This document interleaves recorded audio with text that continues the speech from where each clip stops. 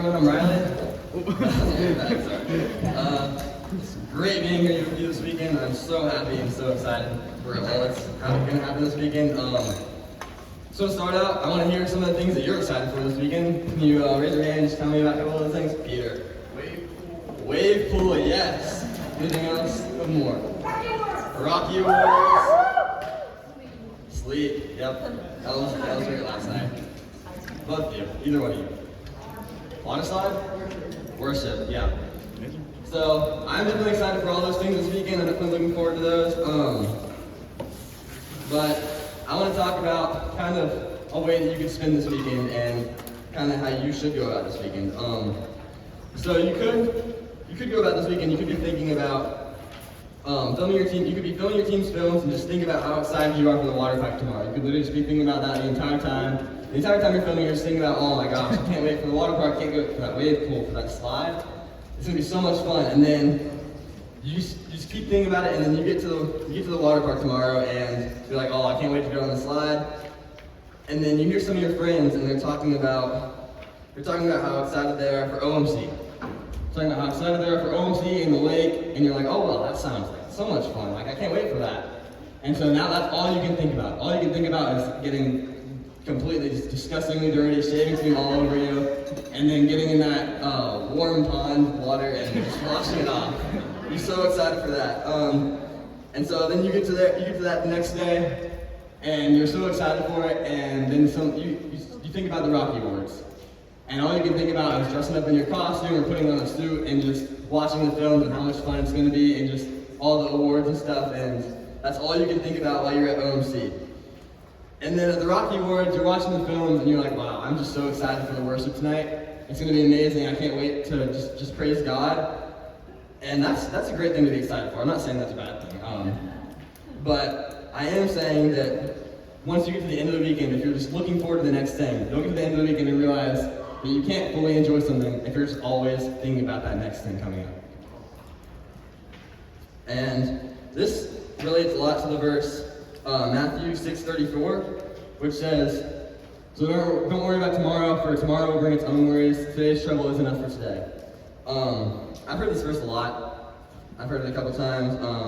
I've seen it a lot, but I've never thought of it in the way that the words trouble and worries could mean just anything. It doesn't have don't worry about the bad things tomorrow, but really don't worry about anything tomorrow. Just really be in the moment. You don't have to think about those things. You're supposed to be right now. And He has put you here so you should make the most of the situation that you are in. Jesus modeled this perfectly for us. One of the great examples of this is in Mark 21-43. We're gonna read through that, so if you want to flip to that real quick. We're gonna kind of read through that real fast. Mark 5:21-43. Okay. Jesus got into the boat again and went back to the other side of the lake, where a large crowd gathered around him on the shore. Then the leader of the local synagogue, whose name was Jairus, arrived. When he saw Jesus, he fell at his feet, pleading fervently with him. My little daughter is dying, he said. Please come and lay your hands on her. Heal her so she can live. Jesus went with him, and all the people followed, crowding around him. A woman in the crowd had suffered for 12 years with constant bleeding. She had suffered a great deal from the many doctors, and over the years she had spent everything she had to pay them. But she had gotten no better. In fact, she had just gotten worse. She had heard about Jesus, so she came up behind him through the crowd and touched his robe. For she thought to herself, if I can touch his robe, I will be healed. Immediately the bleeding stopped, and she could feel that in her body she had been healed of her terrible condition. Jesus realized this at once, that healing power had gone out of him.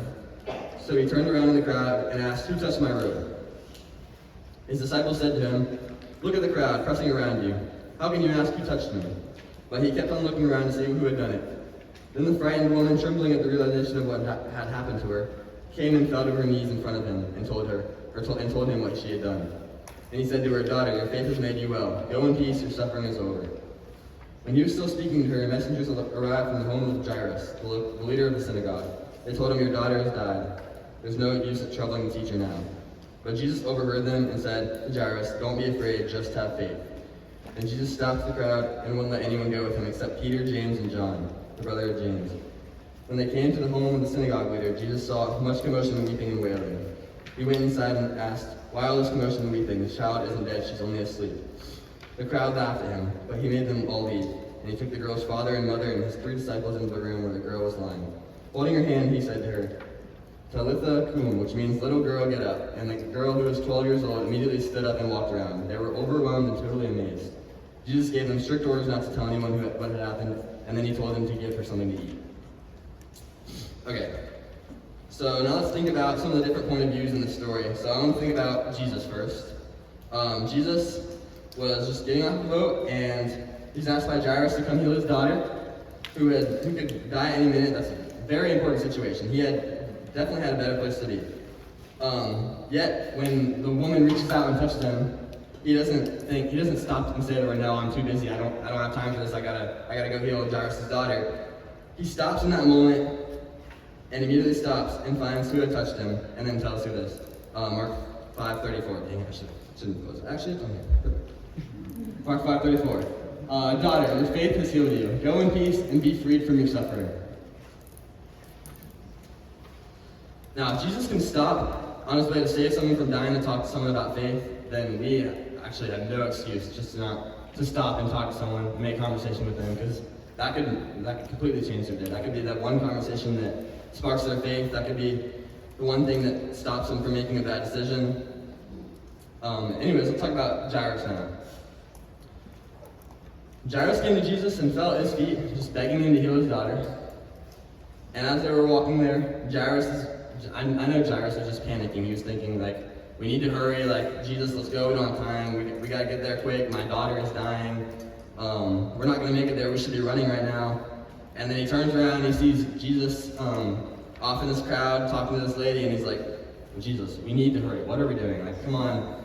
And as this is happening, these messengers show up and they come up to him and they're like, "Jairus, I'm sorry, but your daughter has passed away."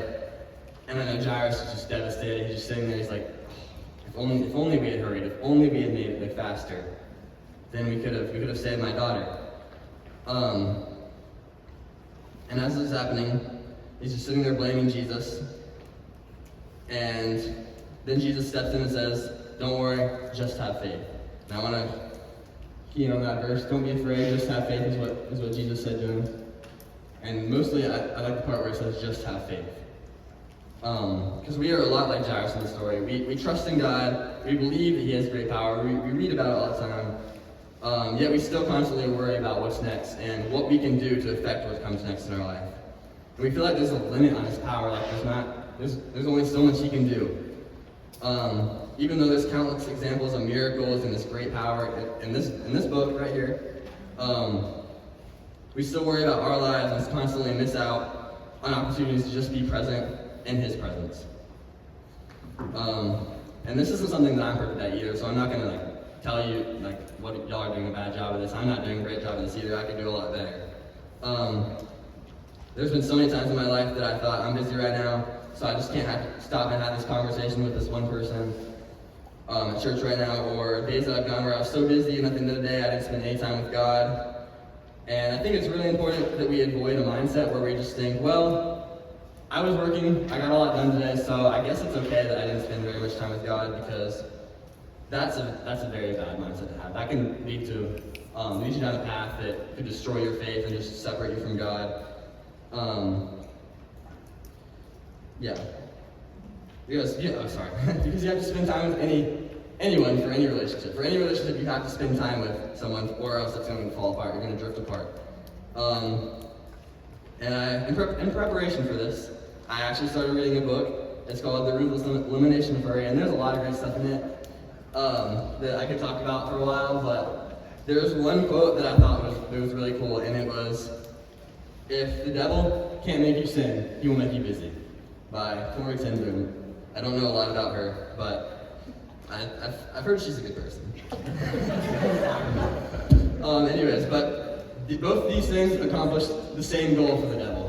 They both accomplish the same goal, and that is that they both divide you from God. Because most of us don't just wake up one morning and decide to walk away from God. It's kind of just a slow thing. If we fill our schedules with other things and we don't really have as much time for God, and we're not spending as much time in His Word and prayer and Scripture, we kind of drift apart. We don't spend as much time with Him, and we just begin to divide from Him. And now, like I said, I also make this mistake too of just filling my schedule up and getting busy and thinking that I don't have enough time when really I have time. I can make time. One person who always loved to stop me at the halls of GC was Bobby McVeigh.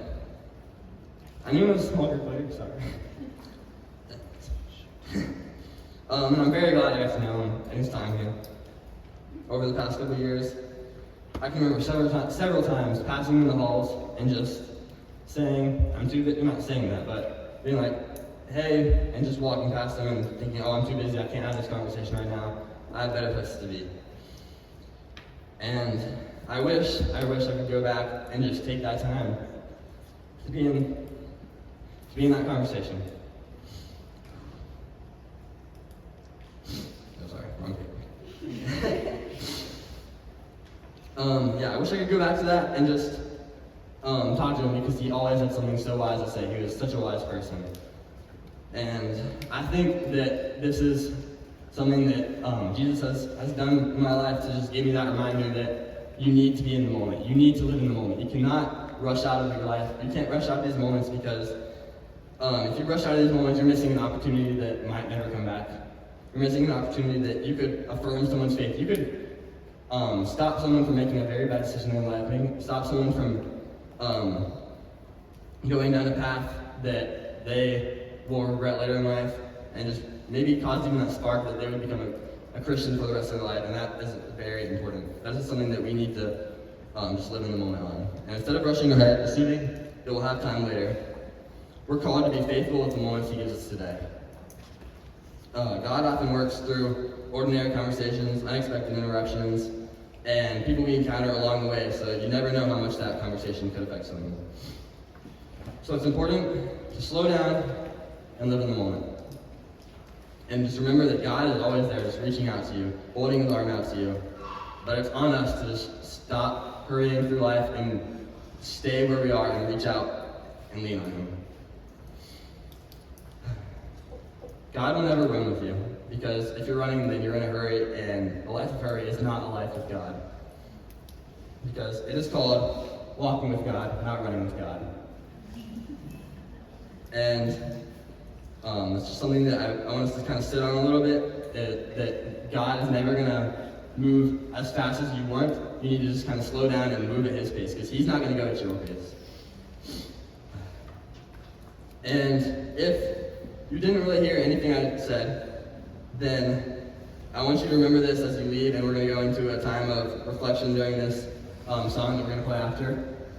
And I just want you to think about this. I just want you to think about your life and how you can apply this not in a hurry mindset, and thinking about not rushing ahead and just not being afraid to stop where you are and listen to God.